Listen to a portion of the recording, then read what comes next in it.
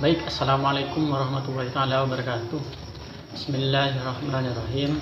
Alhamdulillahirabbil alamin.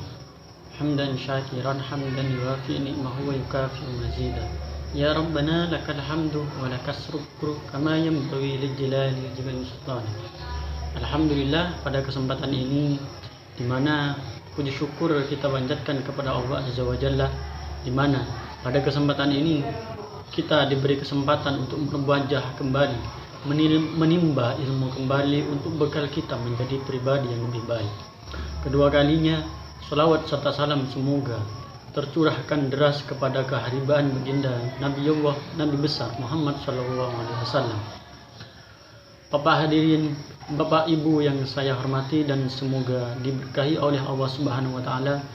Pada kesempatan kali ini saya banyak-banyak terima kasih karena pada kesempatan kali ini saya dipercaya kembali untuk menyampaikan sebuah pembahasan, di mana pembahasan kali ini mengenai tentang kesabaran. Semoga pada kesempatan kali ini kita sama-sama diberkahi kesehatan sehingga mampu untuk mengkaji materi-materi kali ini dengan leluasa dan diterapkan dalam kehidupan kita sehari-hari. Mengenai tentang kesabaran, di mana kesabaran adalah sifat manusiawi yang pasti dimiliki oleh semua makhluk hidup yang berupa manusia di bumi ini. Tidak satupun manusia yang tidak dibekali kesabaran oleh Allah Subhanahu wa taala, karena kesabaran ini adalah bekal untuk menjadi pribadi yang lebih baik untuk kedepannya. Karena rasa sabar telah dimiliki oleh kita semua, maka setidaknya kita mampu mengarahkan sebuah amarah menjadi sebuah kesabaran sehingga menjadi pertolongan kepada orang banyak. Di mana kata Allah dalam Al-Qur'an surah Al-Baqarah pada ayat 45, wasta'inu bis-sabri was-shalah.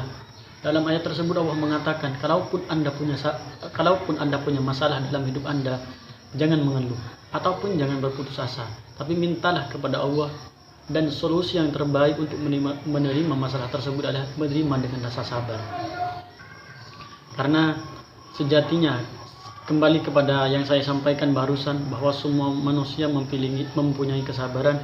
Maka ketika kita sebagai manusia mempunyai suatu masalah, hal yang harus kita lakukan pertama kali adalah menerima masalah tersebut dengan rasa sabar kita.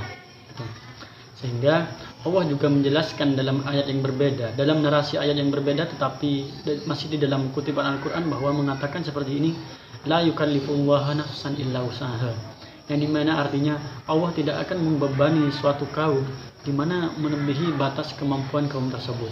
Di situ jelas bahwa setiap masalah yang dikirimkan Tuhan setiap harinya kepada kita itu tidak akan pernah melebihi batas kemampuan kita sebagai makhluknya gitu.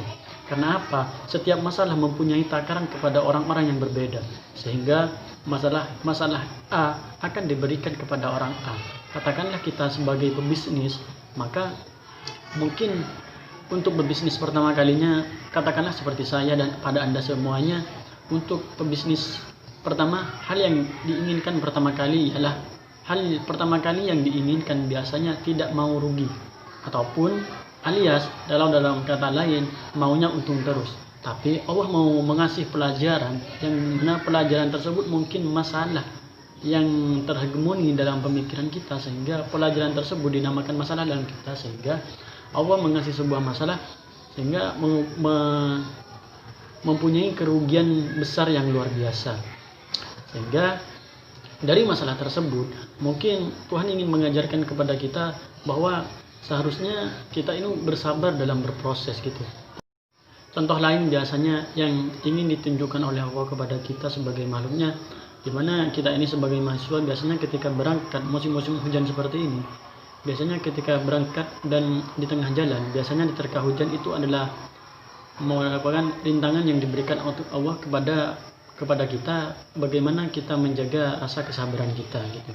Kemudian biasanya ketika anak kampus seperti saya yang mungkin perjalanan dari rumah dan ke kampus itu sangat jauh, biasanya rintangan-rintangan yang diberikan oleh Allah itu tidak lepas dari kebiasaan saya sebagai mahasiswa. Misalkan hujan di tengah jalan, ataupun ban kempes, ada masalah ditilang polisi, itu bukan masalah, itu merupakan masalah-masalah kecil yang memang disiapkan Tuhan kepada kita.